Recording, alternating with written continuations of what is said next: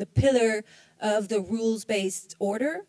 But beyond these short-term issues, it's been for several years, if not almost 2 decades, an issue of making the, being able as a collective system of member states, as WTO, to make the system adapt new rules for the 21st century. Let's have a discussion of how this, where are we going to take this, and let's take the views from all these panelists. Everyone will have make a short introduction, 7-8 minutes. I would really be thankful if you could stick to it, and then we'll interact and then open the floor also to you for questions. So, Mr. Shah. Yeah. Good afternoon, ladies and gentlemen. I'm the Minister from the Chinese mission to EU. It gives me a great pleasure to attend today's event at Bruegel as a prestige think tank in Europe as well as in the world. Bruegel is the place for the brainstorming and the platform for the exchange and the cooperation. I feel privileged to join the 2 ambassadors and the professor today in today's discussion on the current state and the future of the world trading system. Before I start, my special thanks also go to Madam Chair of the panel today for the thoughtful arrangement. My current portfolio at Brussels is the trade and economic affairs between China and the EU. I'm by no means a WTO expert, but I would like to elaborate some of my personal views on this topic. Number 1, the multilateral trading system is the commitment by all the member states. At present, the multilateral trading system is being challenged as never before. The international community and all WTO members are deeply concerned. Unilateralism, trade protectionism will disturb normal trade activity, endanger the global economic recovery, undermine the authority of the WTO-centered multilateral system, and destroy the rules-based multilateral trading order. From the conclusion of the GATT to the establishment of WTO, the shared objectives of the international community has always been to build an open, fair, and reciprocal multilateral trading system through substantive tariff reduction, and to promote trade liberalization, investment facilitations, and achieved common development in this process. All WTO members have made solid commitments to the regulations and the judicial functions, especially that in dealing with the trade disputes and frictions. The parties concerned should not take unilateral actions, but rather resort to the dispute settlement mechanism and abide by the relevant rules and the rulings. Unilateralism is a no answer to disputes. All WTO members should be on side of the rules. Number 2, the big economic power like China, EU, and Brazil are important power in safeguarding the multilateral trading system. As China's commercial representative in the EU, I'd like to stress that I have a strong confidence and high hopes for China and the EU and economic cooperation. Both members of the WTO, China and the EU are each other's comprehensive strategic partners, and we share the belief that to build an open economy, we should insist on openness and cooperation. In the meantime, China and the EU and Brazil all enjoyed commercial ties with one another. We shared strategic partnership relations. We are important power in the many multilateral mechanisms. The 3 parties shared consensus and carry out joint actions on the varieties of the multilateral issues. Big economic power will play a dominant role in the multilateral system. China is ready to safeguard rule-based multilateral trading system and promote more open, inclusive, balanced, and the mutual beneficial growth of the world economy. Number 3, China is a positive energy in the multilateral trading system. China is not only the participant and the beneficiary of the multilateral trading system, but also is a driving engine with a positive power of the contribution to the global economy. As latecomer in the WTO, at the time of the accession, China undertook not only the obligations of common tariff reductions and the market liberalization, but also WTO plus obligations specially designed for China. For instance, the surrogate country practice and anti-dumping investigation stipulated in Article 15 of the Protocol on China's accession to WTO. Despite the unfair starting point, China has always insisted on the multilateral trading system and safeguarded free trade system, honored its commitments to all the WTO members, satisfied and even gone beyond the WTO requirements for the developing countries.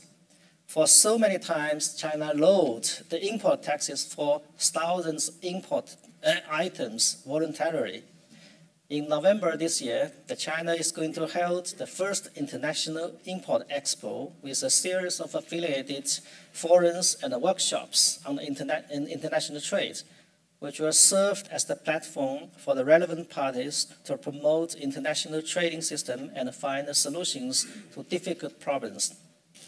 China has benefited from WTO in the developing process, and China's opening up has in turn played an important role in promoting a stable growth of international trade and the world economy. When the global economy was dragged into the stagnations by the financial crisis and the debt crisis, it was China that shored up the global economy, contributing over 30% of the world economy growth, according to the World Bank. Number 4, the Chinese commitment to the further opening up is in supporting the multilateral trading system. Last but not least, I would like to convey the message that China committed itself unswervingly to opening up. This, I believe, will bring hope and confidence to the beautiful spring that is now filled with uncertainty and challenges. The essence of the WTO is open, fair, and a rule-based competition. With the openness as the foundation, China's open up has entered a new phase.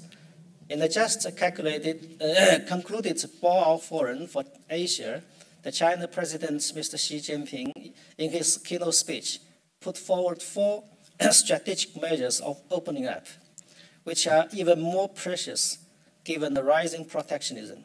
These measures are manifestation of China's commitments to safeguard multilateral trading system in a responsible manner.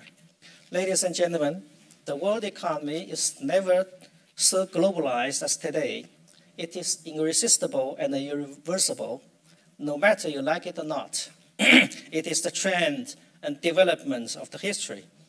The economy of all countries are so bounded and interconnected. Multilateral system is the institutional guarantee for the prosperity of the world economy. Well, let me stop here and thank you very much. Thank you very much.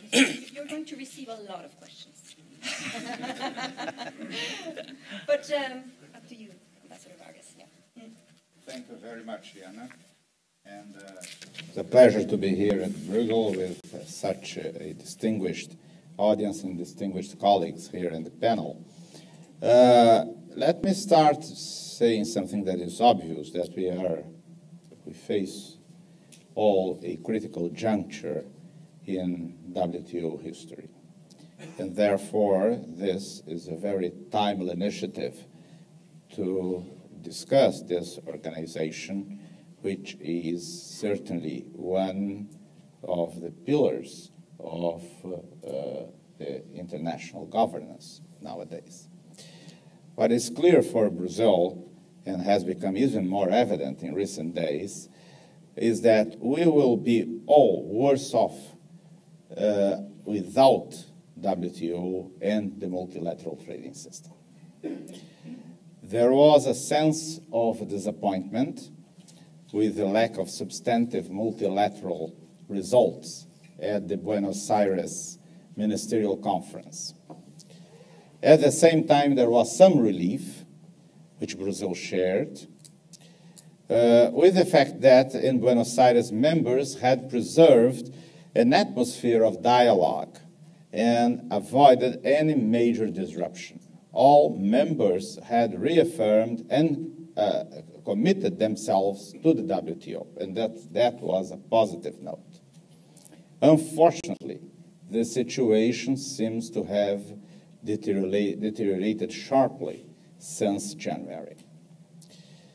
At least two serious challenges are now putting to test the main pillars of the WTO, which are its negotiating function as well as the activities of its regular bodies. The first challenge is that of protectionism. The integrity of the multilateral trading system is threatened by unilateral actions which undermine its fundamental rules and raise the risk of trade war. Brazil has been very clear on this issue. We believe that these kind of measures are unjustified and do not constitute a solution to the problem they seek to address. We are ready, as always, to discuss trade concerns of specific members on a bilateral basis. That is, as a matter of fact, has always been the natural course of action. But we are also ready to defend our interests, like each other party to the WTO, and our rights, both bilaterally and at the WTO. The second challenge is the risk of paralysis of the dispute settlement system, resulting from the delay to fill the vacancies in the appellate body. For Brazil, the need to fill the vacancies in the appellate body is the most pressing challenge to preserve the organization. Brazil is ready to discuss any specific concerns about the appellate body, which have to be clearly stated by the interested members, and any concrete proposals that be presented. We also believe that members should explore temporary alternative solutions to avoid the daring consequences of paralysis. Going forward, let me share with you how Brazil views the possibilities of evolution in the negotiating pillar and in streamlining the work of the WTO.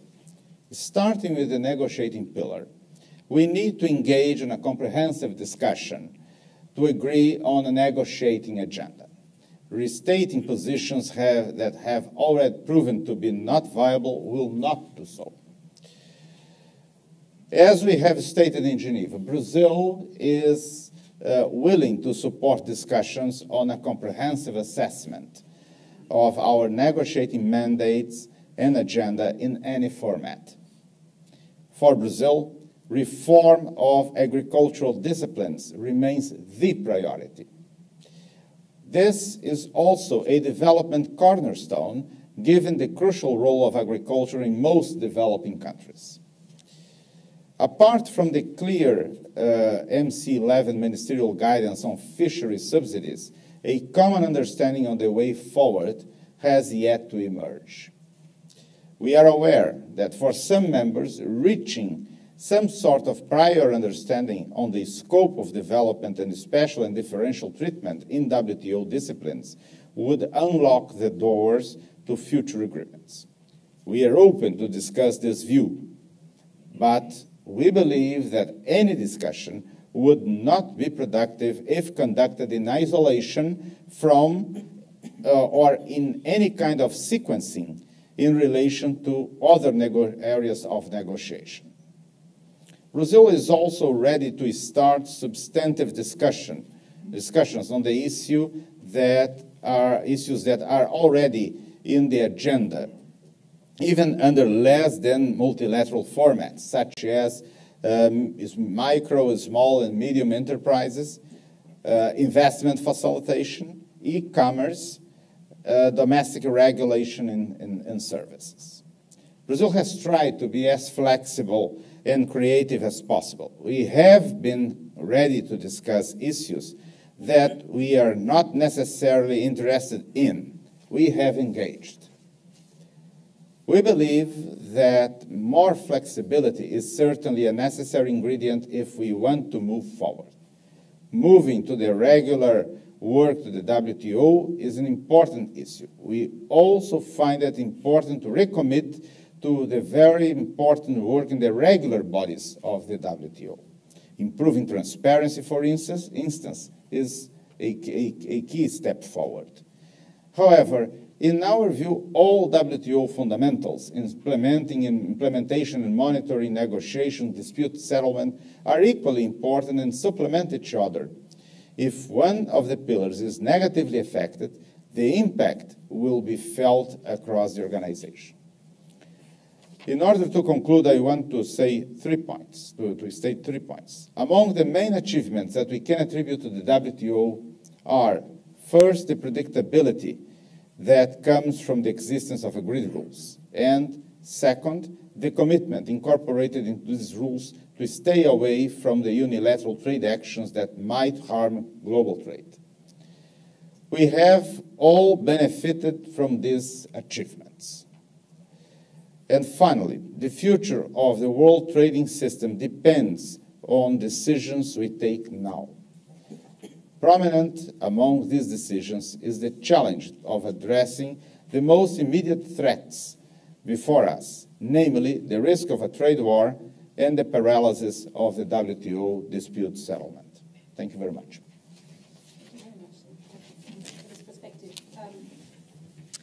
Ambassador van Heukelen, what is the EU's views on the future of the WTO? We haven't heard that much, actually. And tell us what's happening a bit also in Geneva on that front. Thank you, Ms. Dreyer. I prepared myself for these 7 minutes on the basis of the key points that you raised in an email to me, and of course, being a disciplined civil servant, that is what I'm going to do. Okay. But obviously, the points you've just touched upon will surface in there. The first question you asked is, well, what is the state of the multilateral trading system right now? Well, it's hard to say that it's good. It's actually in a pretty critical state, and under pessimistic scenarios, this could go very badly wrong. On the other hand, of course, as we all know, never waste the opportunity of a good crisis. A crisis is also a revelation of problems, and if you can then build on those, or if you then can tackle those problems in a constructive manner, perhaps in the end there is a silver lining to the cloud. But on the 3 pillars of the WTO, we are not doing well. As you know, the WTO has 3 pillars: negotiations, dispute settlement, and monitoring of members' trade policies. With regard to negotiations, well, we had a magnificent rule book for 1996. But since then, 22 years on, we have only added 2 pieces. Trade facilitation and a ban on agricultural export subsidies. That's not that we haven't tried enough, but there's just no consensus in the room to get moving further. Dispute settlement, it has already been touched upon. I'm pretty sure that questions will come, so I'm not going to mention that, but we are also in a pretty bad state. 3, with regard to monitoring there as well, it's hard to monitor what individual members of the WTO are doing with regard to actual trade policies and policies that have an influence on the so-called level playing field, because there is a problem of notification. Many members don't notify what they're doing, although they should, but they don't. And we're not talking here about very poor LDCs. We're talking about a number of countries where we believe they have a perfect technical capacity to do so. On your second point, what should WTO members do in terms of response vis-à-vis the current US measures? We have said as an EU in the General Council, which is just below the Ministerial Conference, the highest organ of the WTO, we clearly said that unilateral measures are not the way forward. If there are problems, let's discuss them, but unilateral measures are definitely not the path. They're dangerous, definitely because they can also lead into unilateral measures by others, and before you know, you're in tit for tat and in a trade war, which I think we all want to avoid. And the US clearly has heard those messages from very many members. At the same time, it's also true that the WTO is not perfect. There is room for improvement, and let's discuss those matters. Those who have problems should bring it to the table through proposals, and let's discuss them. Unilateral measures are not going to solve any problems. It only is going to exacerbate them. What it has done, though, the current tension, is that many people have started looking into the abyss and have said, hey, wait a moment. We have built this up for 70 years. This has been a very laborious process. Let us not destroy this. Let us step back, see what has to be done, but an all-out trade war would fatally wound, or might fatally wound, the WTO, and what is then the alternative, the law of the jungle. 3, can the EU, China, Brazil lead in making the world trading system fit for the 21st century? Yes, we can, but we are not sufficient. This is an organization of 164 members, and consensus is the rule. So if you want to have multilateral progress, well, quite a few will have to put their shoulders to the wheel. Obviously, the big 5, the big 7. You have 3 very big players in the WTO. China, the US, and the EU. The 3 of them have something like 15% of world trade. Next in line is Japan, with 4.5%. And you have Brazil, India, and a few others. Obviously, the 3 big players have to make sure that the WTO thrives, but the others also have to play a role. Definitely, if you want to go to multilateral solutions to the problems. That brings me then to the final point. Are we stuck with bilateralism? No, we are not. Bilateralism, as a matter of fact, also has had its problems. Many FTAs do not produce perhaps what has been expected. There are, I think, prospects for multilateral deals, especially those where we have been asked to produce a multilateral outcome by the highest level of government in the world, which is the Sustainable Development Goals. We have a task. We have to discipline fishery subsidies. That should be a multilateral outcome. But multilateralism is not the only way forward. You can also have plurilaterals, and especially the plurilaterals that are MFN based on a critical mass are definitely a valid alternative to multilateralism. If first best is not available, let's do second best. Thank you. Thank you. Thank you very much. That's going to be, you're also going to receive a lot of questions. Andre, what's your independent academic view of this, about the fray? Now, I'm going to try to look at 3 related issues. First, should we be surprised of the poor state of the system?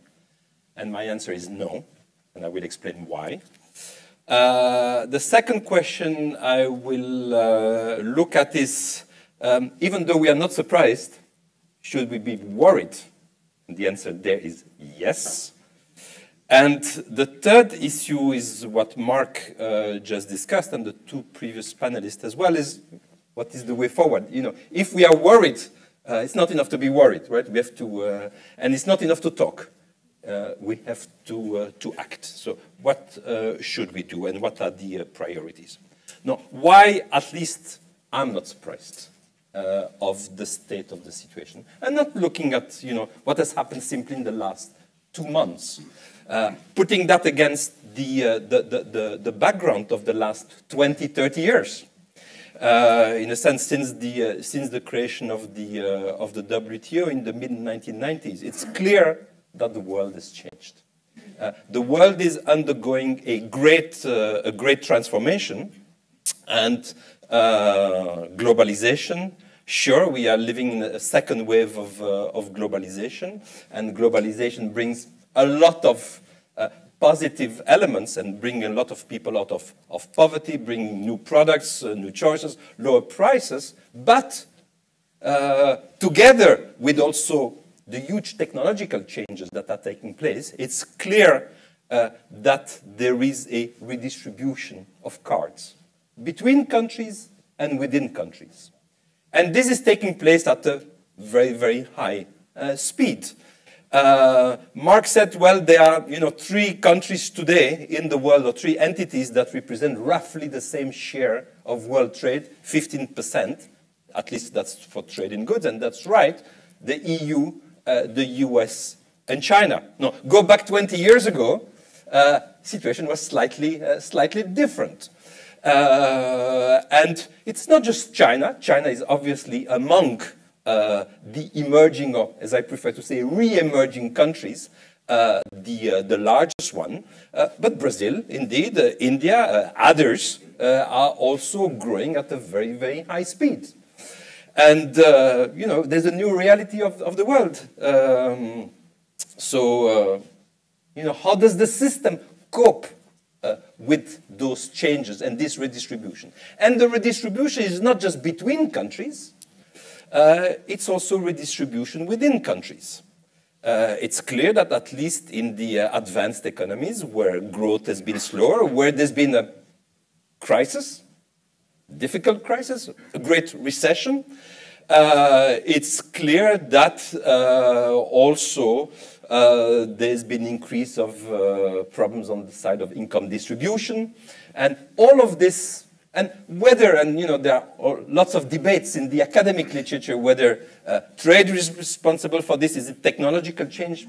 In the end, it doesn't really make that much difference. It's clear that there is discontent on the side of citizens. There is demand for populism, and demand for populism is being met by supply for populism. And we know populism rhymes with nationalism, rhymes with protectionism. So all of this is not surprising.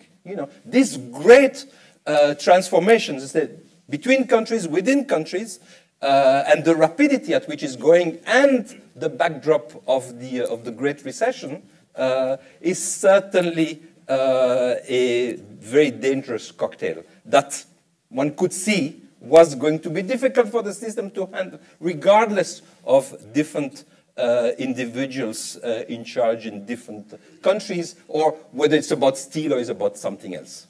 There are serious tensions in the system, and the system needs to deal with that reality. So, question number 1, no, I'm not surprised. One can discuss about the timing. Why now as opposed to 2 years ago, 3 years ago, when the recession was really at work? But that's a different matter. Second issue, should we care about this, and should we be worried? Yes, we should be worried, because as I said, and I think all panelists have said, the system has delivered.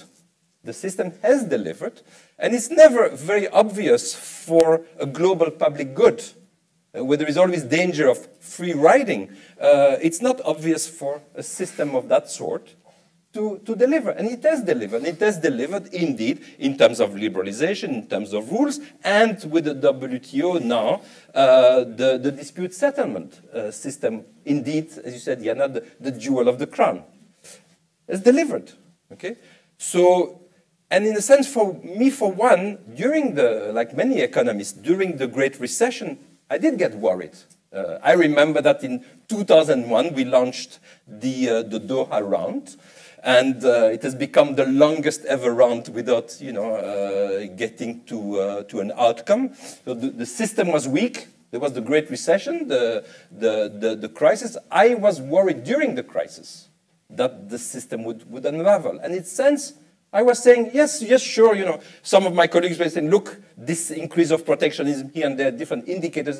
I said, look, compared to the severity of the crisis and to the background that I described before, this great transformation, it seems to me that countries have abided, on the whole, to their at least G20 commitments. So I was, optimistic. The system has, at the worst time, at the time of crisis, it has managed to survive, and without too much damage.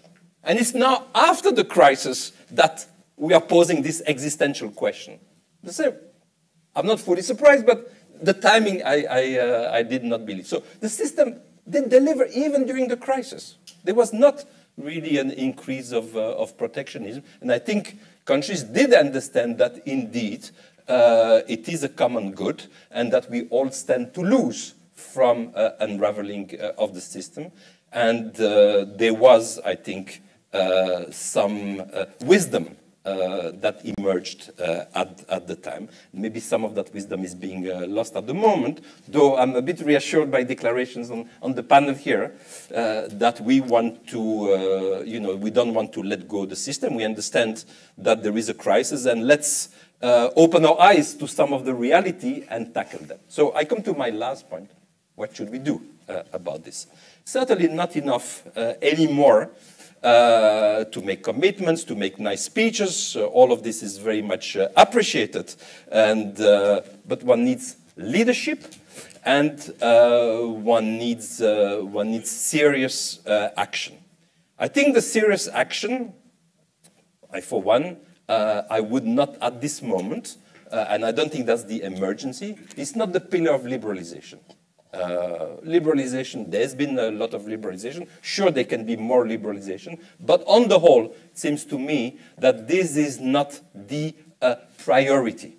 The priority is with the rules part of the WTO. I think the more important part, the rules-based system, the certainty about the rules, and indeed, in relationship to the rules, the dispute settlement. Now, on the rules, this is the more difficult question, frankly.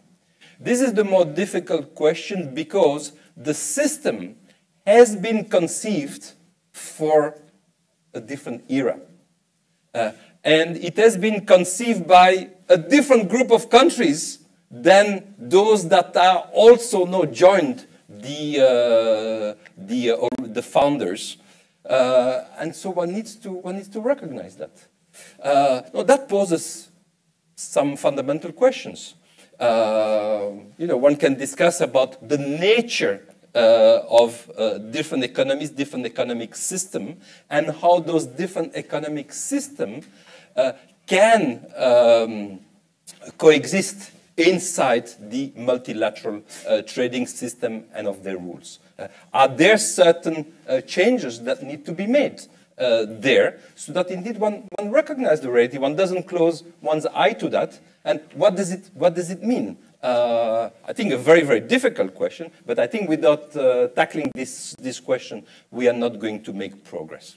One last word about the dispute settlement, since this has been mentioned. Sure, there is a problem, and I think all speakers said that one needs to unlock the deadlock about the appointment of judges. But if I may say something on behalf of the elephant who is not in the room, the United States, I do think that there are problems with some of the rules on the appellate body. And one of the rules, rule number 15, which the US delegation regularly complains about the fact that judges, after their term has been over, continue to deal with files that they started to deal with while still being, as it were, in office. That rule is, to me, should be changed. It's a strange rule. I understand the complaint of the United States on this ground. I don't know too many courts. I'm not a lawyer, although I speak to some friends of mine who are lawyers and to whom I discuss those matters. I don't know too many courts where after leaving the Supreme Court, you're still dealing with some of the files that you were dealing with before. It doesn't seem to me a very, very good system. So I think there are a number of changes, some like this, which are not major, some that are much more major, that indeed the countries that are sitting here on this panel, but others, the United States, the large countries first and foremost, but other countries indeed need to agree upon. And so this is much, much more important in my view than some of the agenda that we had in the Doha round, and particularly about liberalization. Let's focus on the rules and on the dispute settlement. Thank you. Okay, thank you very much. There's a lot of food for thought, and obviously this is a huge, huge topic. From what has been said, I have a feeling there are three main issues.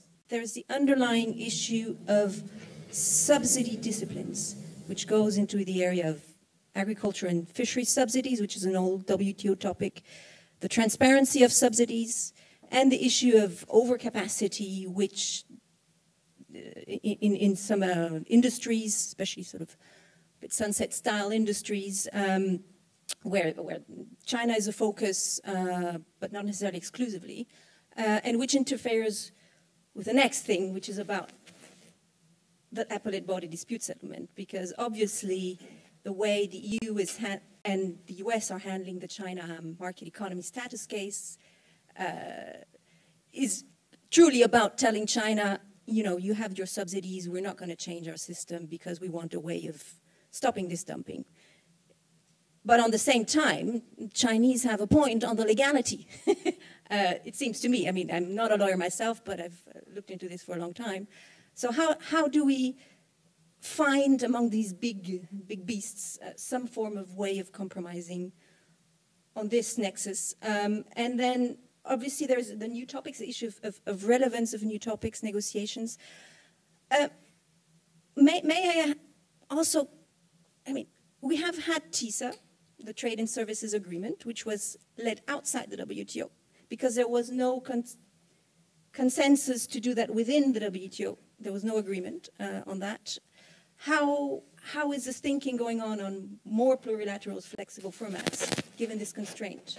And the EGA, the Environmental Goods Agreement, also stalled for a variety of reasons, but everyone is a culprit, you know, everyone.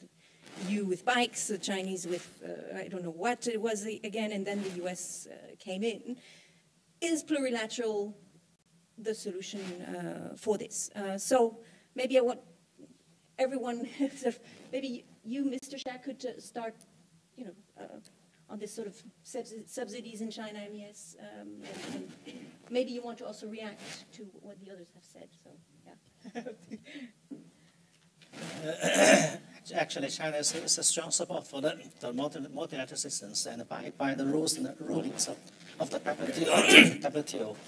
Since that China is a developing country, now it's still developing country, with the average GDP is about $8,800 is much lower than the developed countries. At the very beginning of the Chinese accession to WTO, make the commitment for the binding of the rulings. For the subsidies that I think that every country has subsidies. If the subsidies is in conformity with WTO rules, that is okay. But is it possible to increase the transparency about these subsidies in the WTO? Yes, of course. That China is on the way to the transparencies. Okay. Yeah. The China is a little bit difficult. The economic systems is a little bit different from developed countries. We have so many, and also the implementations of the policies is varies from provinces to provinces, from cities to cities. So from the central part of China, that we have told the local governments and relevant agencies to abide by the laws and the regulations of the WTO, but in reality, that's probably there are some authorities in the local parts they have violate the regulations, so give them more subsidies to the state-owned enterprises. It is not mainstream, but in total, that China is on the way to the strict. Implement the rules and the laws of the multilateral systems. Okay, that is very interesting. There is also this global steel overcapacity forum in the OECD where China is participating. And this is where the EU is trying to steering the US at the moment as well. Instead of taking unilateral action, let's solve this diplomatically. Can you tell us more about how China is acting within this forum? Yeah. For the overcapacities of iron, steel, and aluminum, and some staple products, that China has made a commitment that we have reduced and cut the overcapacities. For the last 5 years, China has already cut 170 million tons of the overcapacities. And since that China is a big country, so with so many capacities, that it is very difficult. Usually, as we know, that when a big ship turn around, you have to take times. But China has to make the effort, and a lot of employment has been involved in that capacities. So the Chinese central government has already injected 100 billion Chinese currencies to help the unemployment to make transit of the jobs. So it is China make efforts. And of course, I would like to stress that for the reasons of the overcapacities, I think that there are some reasons behind. China is a big country for the productions. We have a big supply and a demand, especially domestically. But as you remember, that in 2008, 2009, when the financial crisis erupted in the United States, the United States has come to China asking for the coordinations by putting more money in the industry. So we can see from the chart that from the 2008, 2009, the capacities for Chinese steel and irons are going up very rapidly. And since then, that keeps stable in the certain high levels. So, but now, the overcapacity is the problem for China. But that's one of the reasons for the overcapacity. So anyway, that's this year that China has already made the commitment. We're going to cut another 30 million tons of the overcapacities. So it takes time. And also, I think that for the fluctuations of the world economies, but overcapacity sometimes caused by the slump of the economy in the world. There's a short of requirements by the users in different countries. Okay, that's very interesting. Let's follow this. Back to the WTO, Ambassador Vargas, I was very struck by the fact that Brazil and the EU tabled together in the WTO a joint proposal on agricultural subsidies, where this time it was the US that was a bit on the defensive. So that there was a shift in interest, obviously, in the EU, and also in will in the EU to capitalize on domestic reforms on this. Where do you see this EU-Brazil collaboration in the WTO going forward? Can it go also beyond the subsidies issue? Well, as you know, EU is our second largest trading partner in Brazil. Lots of investments of the EU in Brazil, and lots of investments of Brazil in the EU. We are now with Mercosur also negotiating a trade agreement with the EU. But it's not about subsidies in the EU. Not about subsidies, but it gives you a dimension of the political importance of this trade relationship.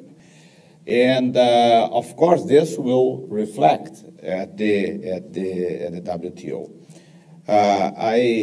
Of course, we regret that we did not move forward as we expected with that proposal.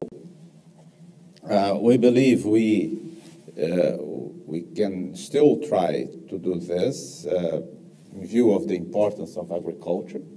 For us, this is a key issue to reform. But of course, all this will depend very much on how the other partners will wish to move forward. Because I think that Ambassador van Huijken said very, very precisely, we face ourselves with an organization that is composed by 164 members. And it's an organization based on the consensus rule.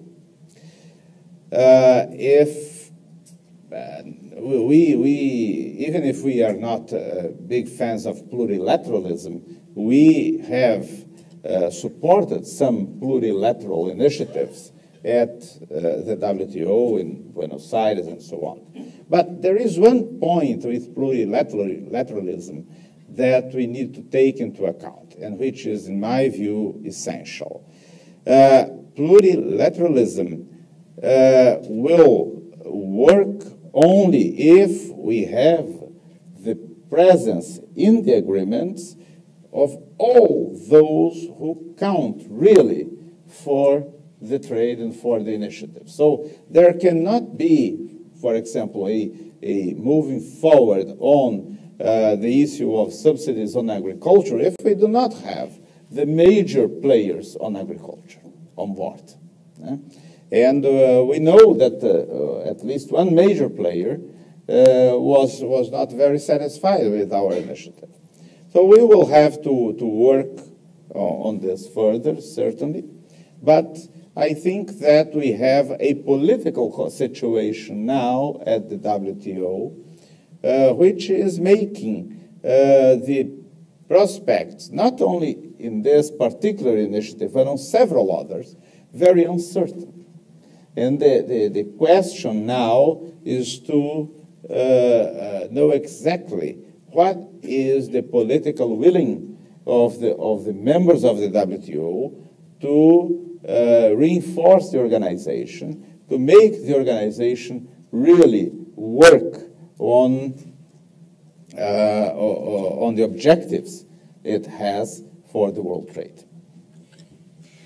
How, Ambassador van Huijken, you've mentioned this plurilateral approach. Can you tell us more what exactly the EU is trying to put forward there, given also that we know the precedents and the difficulties, and that you need to have also the form of agreement of others to go ahead with plurilateral in the system.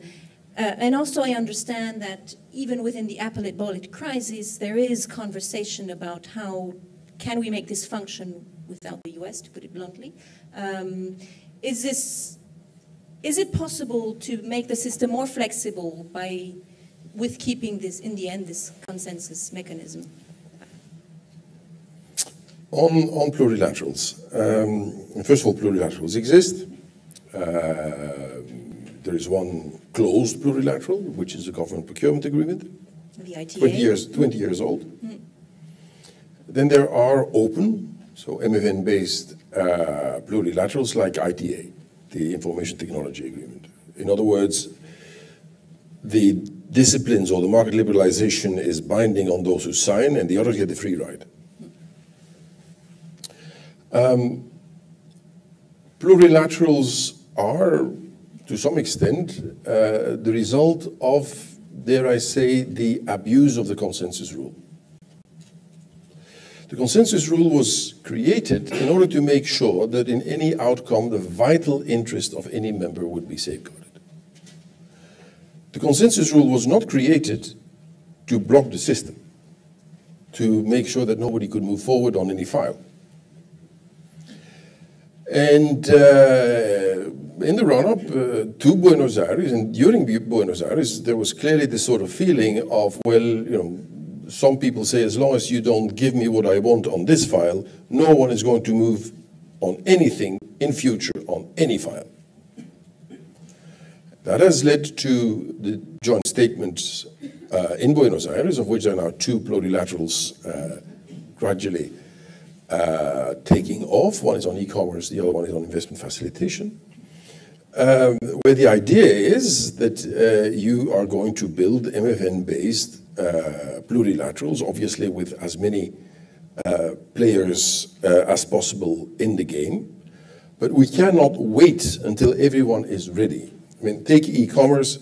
We've discussed this theme in the WTO since 1998. And we are getting nowhere. Lots of studies, lots of analysis, lots of meetings, but there is no willingness to move forward. And one of the reasons is that some countries say, as long as you don't deliver on Doha, we're not going to do anything on other files. And so we believe that that is not the right way forward. We do want to discuss the Doha issues. I mean, as the ambassador said, we have made a proposal. Brazil and the EU, 20 years ago, it would be completely impossible. Brazil and the EU has made a proposal to get a breakthrough in agriculture. It hasn't worked. The proposal is still on the table. But we are willing to talk about the Doha issues, but that should not be the only show in town. We need to move forward with the other files, and plurilaterals are a way forward in the sense that if they are MFN-based, and if the disciplines that you arrive at can be put in a country's individual schedules, then nobody can say you can't do this. Then there is no blockage in the system anymore. On the dispute settlement, I mean, obviously, Plan A is first best. We need to be able to convince the US that they should unblock the launching of the selection panels for the 3 members. Soon in September, we'll have possibly either a reappointment or a 4th vacancy. We should move on that. If the US has problems, and we know they have problems, and they date back before the Trump administration, I mean, under Bush, under Obama, there were American complaints, and we have to look into them. But to say that I'm unhappy and therefore I'm going to block, that is not reasonable. Those who are unhappy have to come forward with proposals on a finite list of issues. It's only then that you can move forward. If you say you're unhappy, but you don't really quite know how to deal with your unhappiness, well, what do you want the membership to do? Yeah, good question. Andre, welcome to comment on all the questions and issues that have been raised. I'm really curious about this plurilateral thing. But I was very struck by the fact that none of you mentioned the national security issue and the fact that China's already tabled a case against Section 232, which is also considered by some as a potential breaker of the system, because how would, if there's any dispute settlement system left, at least an appellate body to rule, but how would such a panel rule on such a sensitive issue? I can understand why government representatives would not want to comment really, but welcome. But André Sapir, what's your thoughts on this? Yeah. Okay, I will give you a few of my thoughts about the steel issue in no particular order. Okay.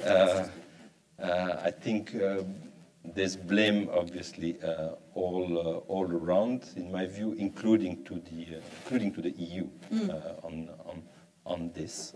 So now. The president, the US president, has chosen, indeed, to introduce still measures based on national security.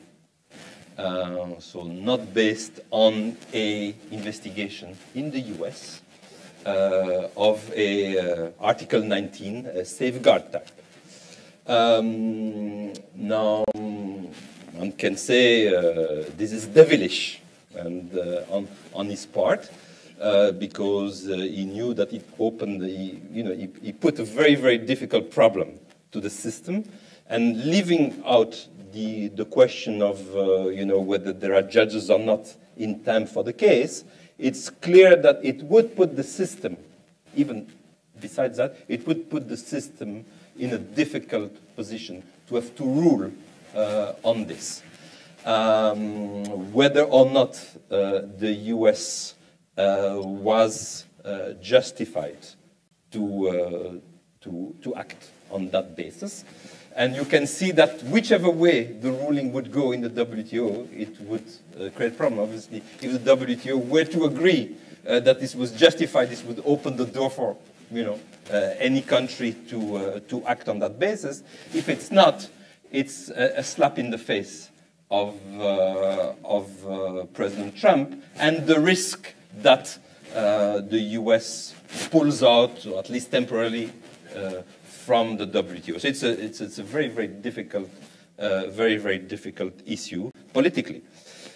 Nonetheless, I personally do think that this is what one needs to do. One needs to go to the WTO with this. I do think that the EU, which has not yet acted to take countermeasures because it's negotiating with the US a permanent exemption, personally not to my taste.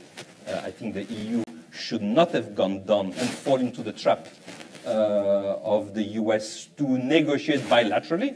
And by the way, when President Trump signed the executive order on March the 3rd, indicated right there, right? 25%, but I'm willing to talk to anybody to see who are my friends and who are not my friends, and then we shall see. Personally, I would not have advised the EU to go down the route to start to seek a bilateral exemption. This is not the way I was educated. And I was educated as a defender of the system, of the multilateral system, not of entering into side deals of this sort.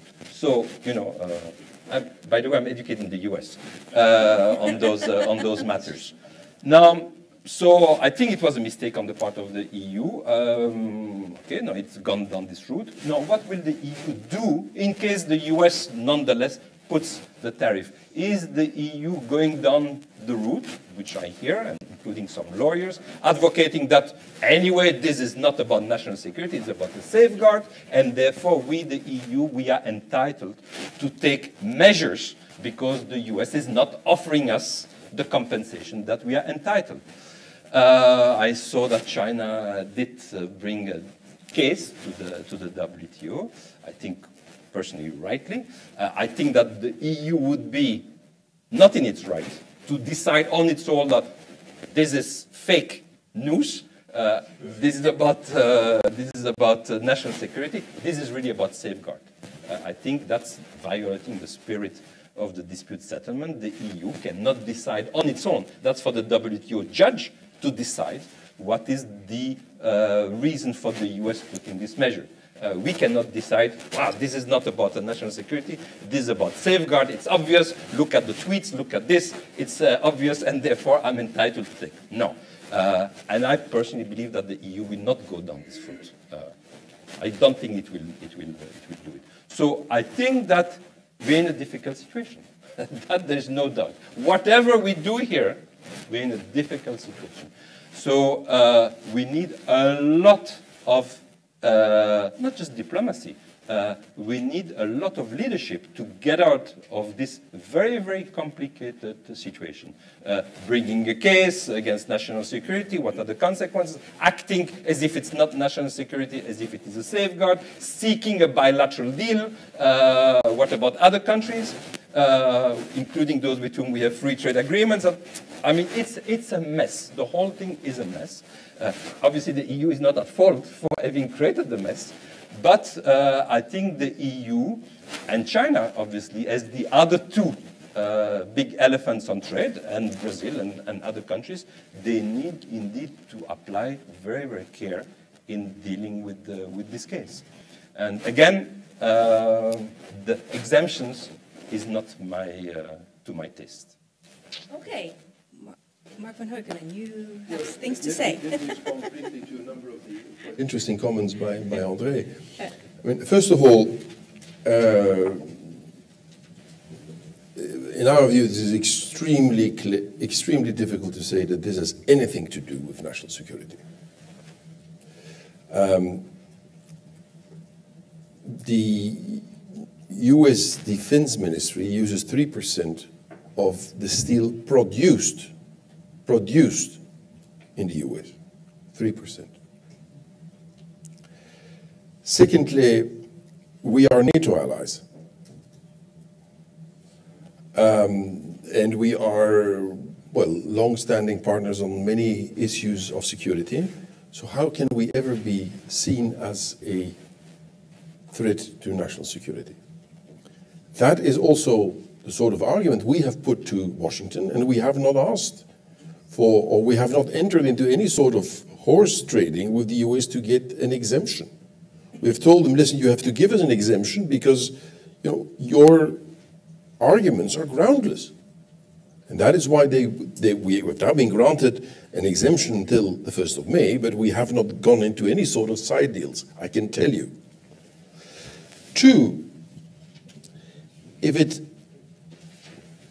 walks like a duck, if it swims like a duck, if it quacks like a duck, in all likelihood, it is a duck.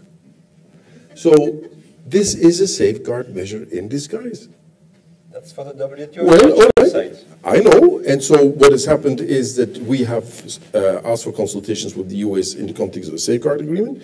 This morning, the US ambassador has already written me a letter saying that they disagree, that this is not a safeguard measure. Okay, then we go to court. Exactly. Then we go to court, right? If need be. But we will continue our line that these are safeguard measures.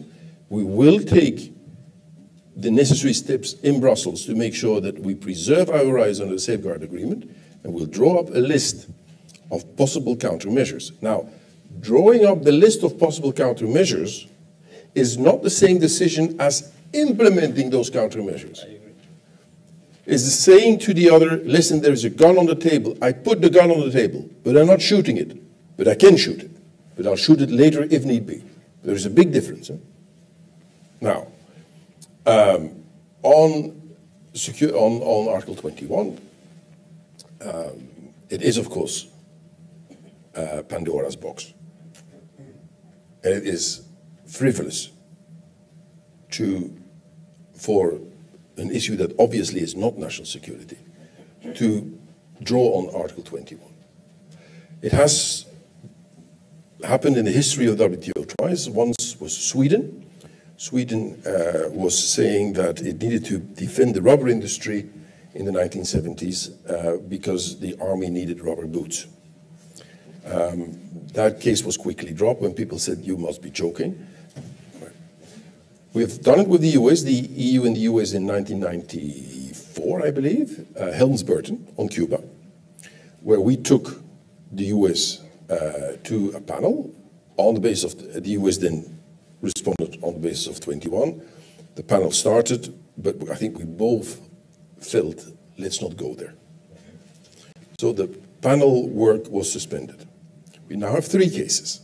Ukraine, Russia, where Russia has invoked 21. Qatar, Saudi Arabia, Egypt, and the United Arab Emirates, where Article 21 is also invoked, and now we have this. We believe, contrary to Russia and the US, that Article 21 is justiciable. The US's view is, as soon as I invoke 21, game over. We say, no, the game is not over. The panel has to look at it. But I agree with André that this is a can of worms. How can panel members and later on the appellate body, do they have the legitimacy to speak about or to pronounce upon issues of national security? It's extremely delicate. But of course, the trouble with what has happened now is that this is going to give ideas to other people in the world. There is a big risk that now many are going to say, all right, why don't we invoke Article 21? So that is the real systemic poison that has been let loose. I agree. Okay, that's encouraging. Let's open to question. We have about 20 minutes for questions. I would suggest proceed the following way. I'll take 3 questions. Please introduce yourself. Please ask questions and keep them short. No comment, no lengthy comments. And there we are. I see there are plenty. They're here, here, and there. I'll try first. Yes. Kurt Geiser from Backbone Consulting in Germany. I have a question for the Ambassador of China. How do you find the reaction of the European Union upon your One Belt, One Road initiative? Discussions are still going on. Do you think they take place in a constructive way? Thank you. Was here a question? Yeah. Hi, I'm Valentina Pop with the Wall Street Journal. I'm interested in, since you were describing this plurilateral path as perhaps a way forward for a more realistic and pragmatic WTO reform, what would be the top areas where you would see such solutions? So what avenues would you pursue by this method? Thank you. Okay, plurilaterals. And there was your question.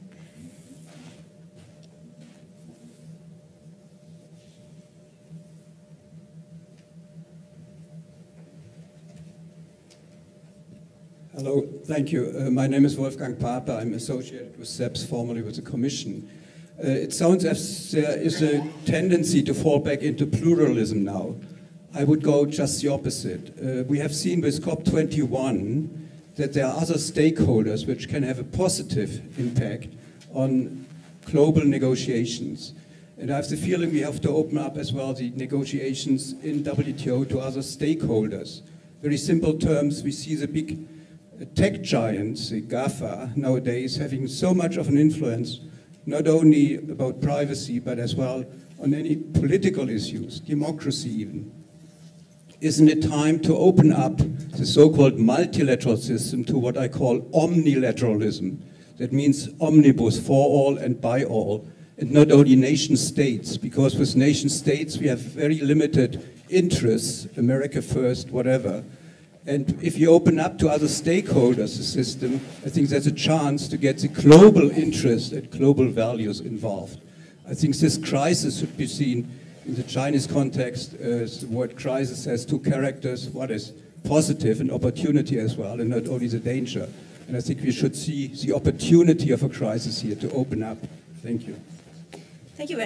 All 3 very pertinent questions. Who wants to answer first? Any of them? Do you want to answer the OBOR question? It's a bit, yeah, parallel, but let's handle that. One Belt, One Road. A question concerning about One Belt, One Road. It is the initiative by Chinese. It is a very positive initiative. It has got the response from so many countries from the world, including the EU. So there's a heavy. For the time being, that there are heavy investments from China and from other countries for the investment in the Belt and the Road countries.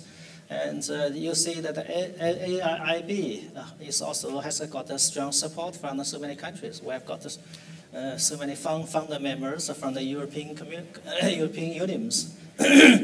So I think that now the 2 governments from China and the EU now are very positive for the One Belt and One Road.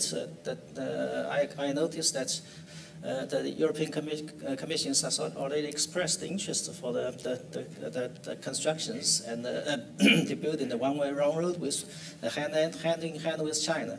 And also that there's a system. It's called the 16+1 system, especially in the east part of the European countries, we have such kind of mechanisms with China for the Belt and Road constructions. So they are so positive. Every time when the Chinese, when there's bilateral strategic dialogues on a high-level discussions between two parts, the one Belt and one Road is the priority and the main topics for two sides. So in the future, I'm quite convinced that the two sides, especially two ends of the Silk Road, China and Europe, we are going to have the opportunities to join hands, hand in hands, to have more presence in the Belt and Road. Mr. Vargas, you said that Brazil is traditionally a bit wary of the plurilateral approach, but Brazil has made proposals on investment facilitation, which we hear are one of the plurilateral routes. Can you, given that there was a question on plurilaterals, maybe there's something you could comment on as well? And we'll go to Mark van Huckelen, who's anything to say. The fact that we propose an action to be in a plurilateral format is simply because we recognize that we wouldn't be able to move forward on the multilateral format, which is the format where WTO was conceived, like several other international organizations. And I think it was Ambassador van Huykelen that said, and quite aptly, that WTO was conceived in another era by other countries, and that's true. We have changed. If we look what was the Uruguay round, for example, and how it ended, how things were made, that was in view of multilateralism and in view of the consensus rule. There has been also, I fully concur with the ambassador, that there has been a kind of abuse of the rule of consensus. Perhaps because people follow very closely, or some people follow very closely that maxim, that dictum that says that the absolute power exists only when you abuse power. So that's the real power that exists. So I think that we are now moving to this plurilateral approach that will help us, we hope, to arrive to certain results.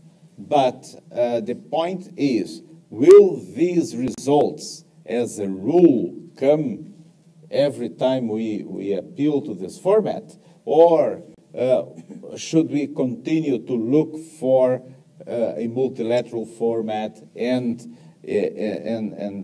consensus? I think that we will need to continue to look for a multilateral format. But if it's not possible, then I think, yes, countries will have to go on. Procurement is an example.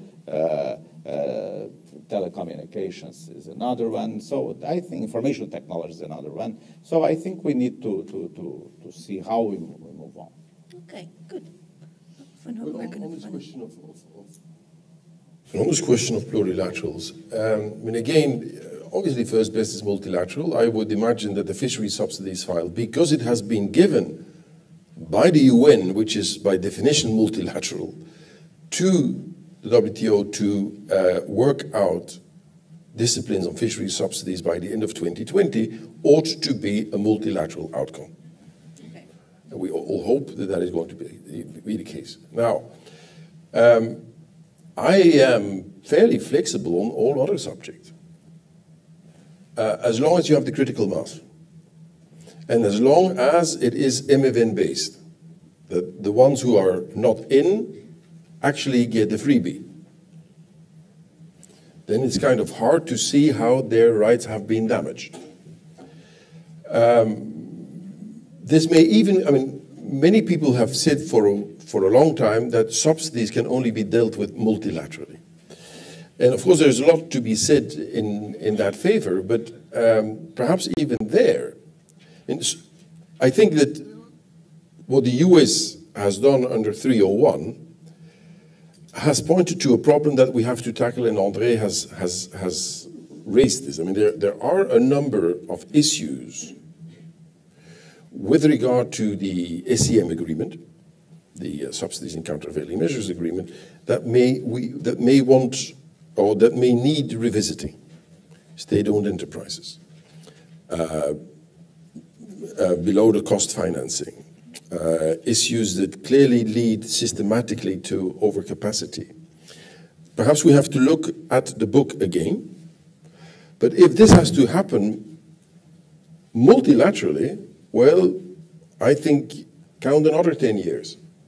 And we don't have those 10 years, especially given the tension that we are going through. So if we want to have faster progress, then plurilateral is something that is, yes, perhaps not the most beautiful option, but we have to make a virtue out of a necessity.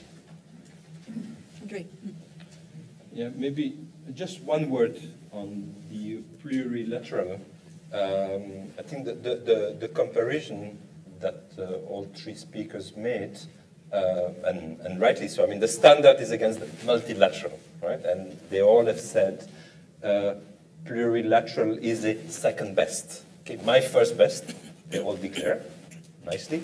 My first best is multilateral, but recognizing that the system, 164 members, difficulties to make progress. Let's try in some areas plurilateral, but plurilateral open, the open plurilateral rather than the closed. And I think, you know, I have sympathy for that. I just would add one dimension. I think also often on the part of proponents of plurilateral, they don't only compare it to multilateral, they compare it to bilateral or regional arrangements. After all, what we have seen over the last 20, 25 years is a great increase in bilateral or regional trade agreements. And although we and everybody, the membership and, you know, everybody declares that the regional and bilateral agreements are obviously in the spirit of the WTO, authorized by Article 24 GATT, by Article 6 GATT, etc., and that they are a step forward. I mean, all of the things that we know. Nonetheless, there is an issue of fragmentation of the system that one cannot ignore. So, you know, after repeating the mantra that regional and multilateral are fully compatible, etc., and then coming back to earth, we have to agree that it's perhaps not exactly what the framers of the system had in mind when they put Article 24 as 24 and Article 1 as Article 1. As I always say, there must have been a reason why one is 24 and one is 1. Okay? And 24 was clearly an exception. And no, an exception which has become the rule is not exactly, I think, what the system was meant to do. So I think that the plurilateral is also a response to that. And when you look in that, that adds to my sympathy. Again, not necessarily first best, but, you know, we have also to be mindful of the reality of the world. Martin Vargas wants to say something. Just a small comment. Yeah. Actually, plurilateralism is not something that is beginning now. We have plurilateral arrangements in the world for many years.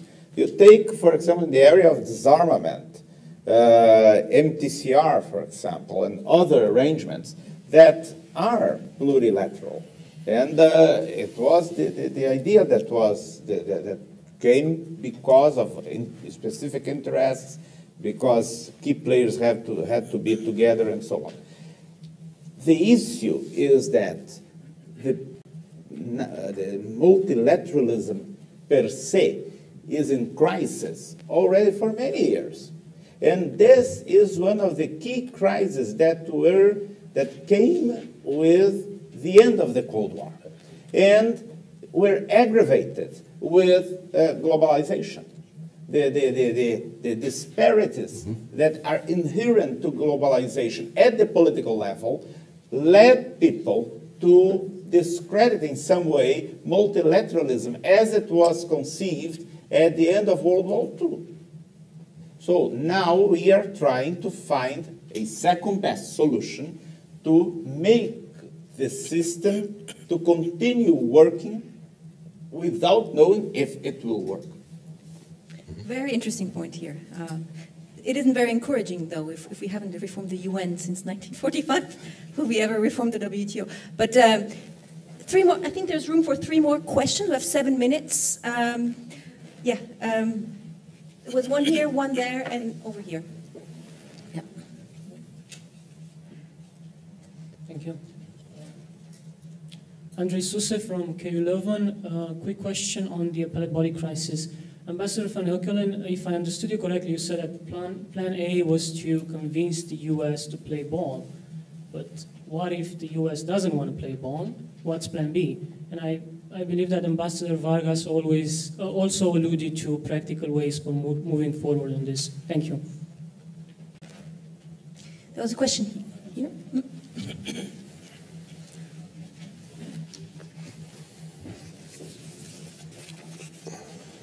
Thank you. My name is Jan-Peter Jepsen, representing Norsk Hydro, which is a global aluminium player and producer and Europe's largest producer. And by that we are hit by 232, 301, overcapacity, the boycott of the oligarchs and the companies, and the weak WTO. So we are in the middle of the mess, if I can use that wording. But I have a question actually to Andre, because I think you're touching upon how could we improve the WTO, and you said that one way will be change the rules, if I understood it correctly.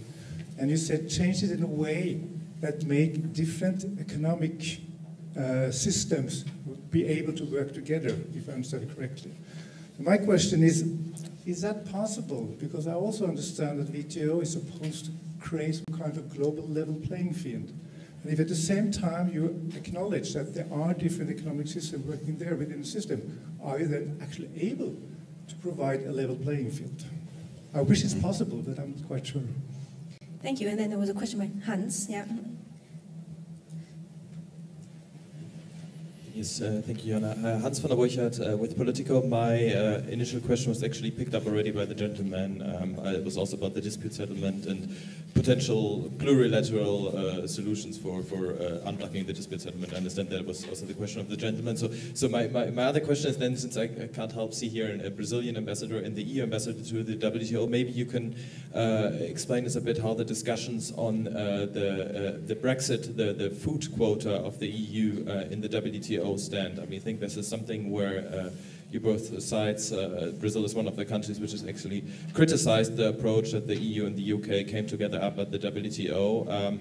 Have you actually found some compromise solution there? Or are there any ideas, or why is it so difficult from both points to agree there? That would be good if you could elaborate on that. Thank you. May I make a suggestion that they answer to you separately? Because this is not a systemic discussion about the future of the WTO. I'm also very curious about it. but I mean, let's keep it to the sort of systemic discussion. So there's one, yeah, that's up to them. Okay, but so there's one more question then. Yeah, here, gentlemen.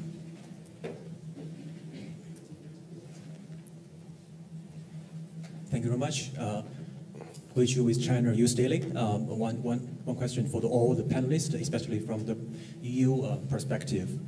How do you view the current trade friction between US and China? And what do you think should and could be done to prevent such trade friction to so-called trade war? Thank you. Okay, we have 3 minutes. We might run slightly over time, but we should keep it a bit short. So we have the question, Plan B. I think that's a question for everyone, but also to Mr. Van Hukkelen. The level playing field conversation, very interesting. I perhaps would like to hear a Chinese perspective on this. And the EU views on the US-China disputes, which is a big topic as well. Yeah. To you. I prefer that I answer the last question. Okay.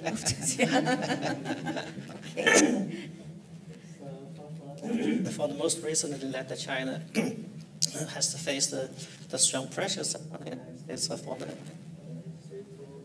232, the safeguard and 3.1 investigations. I think, I personally think that the United States launched the safeguard on the national securities is totally obscure.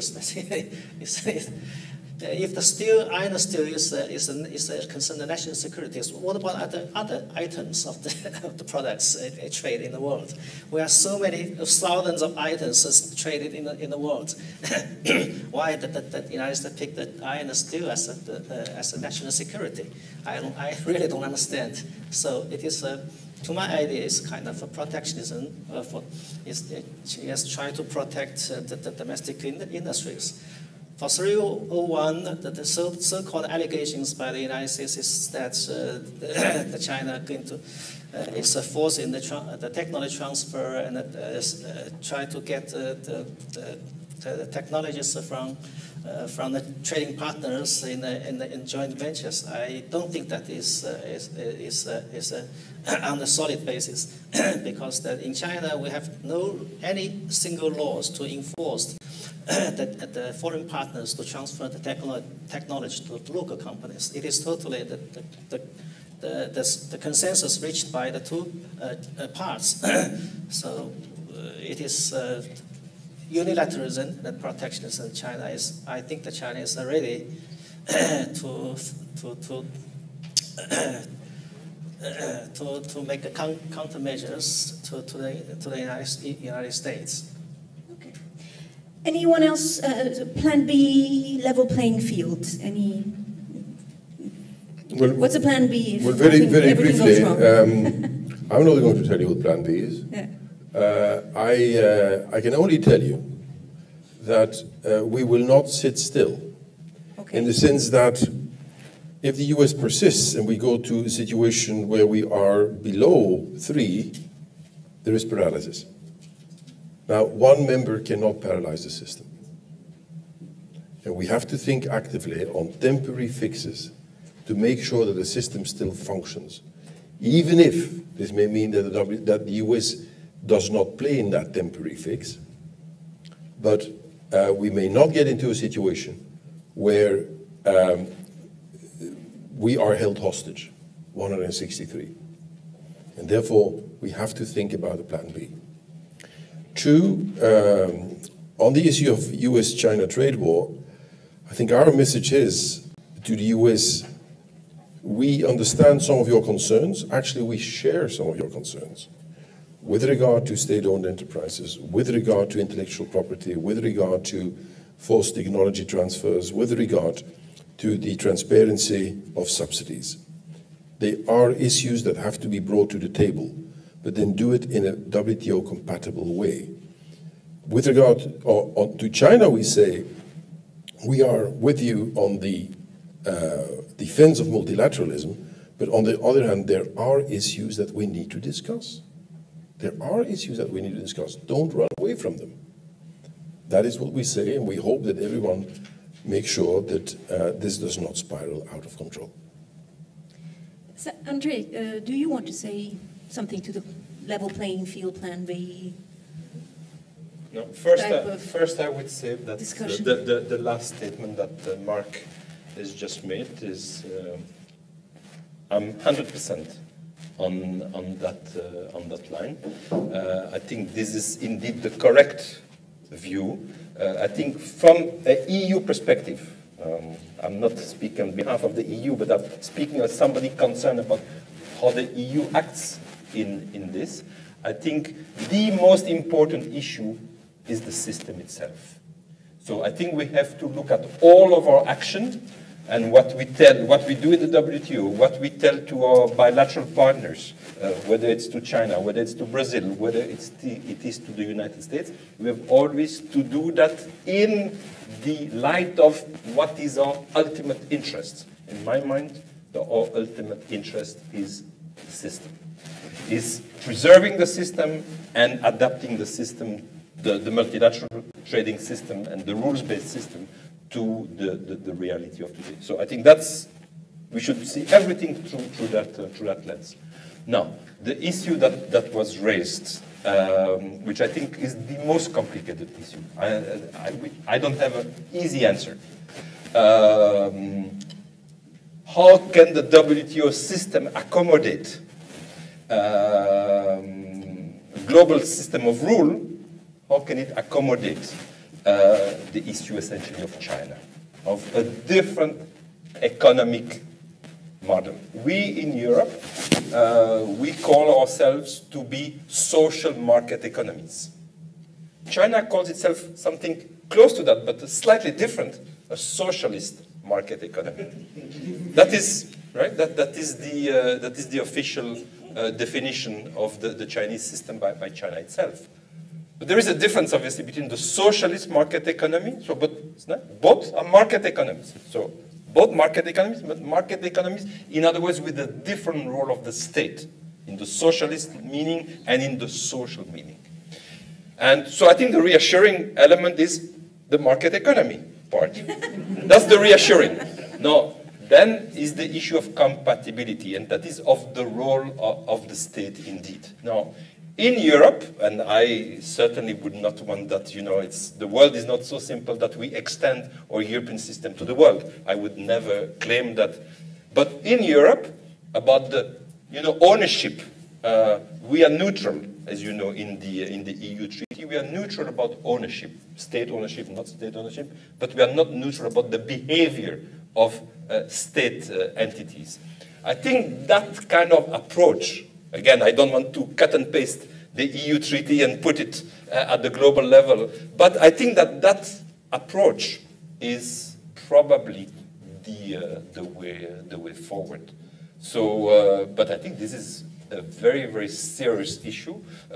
I know that in China itself, obviously, there is the realization of that. I think there is in Europe and elsewhere also the realization that we cannot impose on China our model, but those models need to be compatible. And if they are not compatible beyond a certain level, then the whole system will collapse. So I think we should all be mindful, Europeans, Brazilians, Chinese, Americans, of we live in a world of diversity, but that diversity has to be accommodated within the rules-based system of the WTO.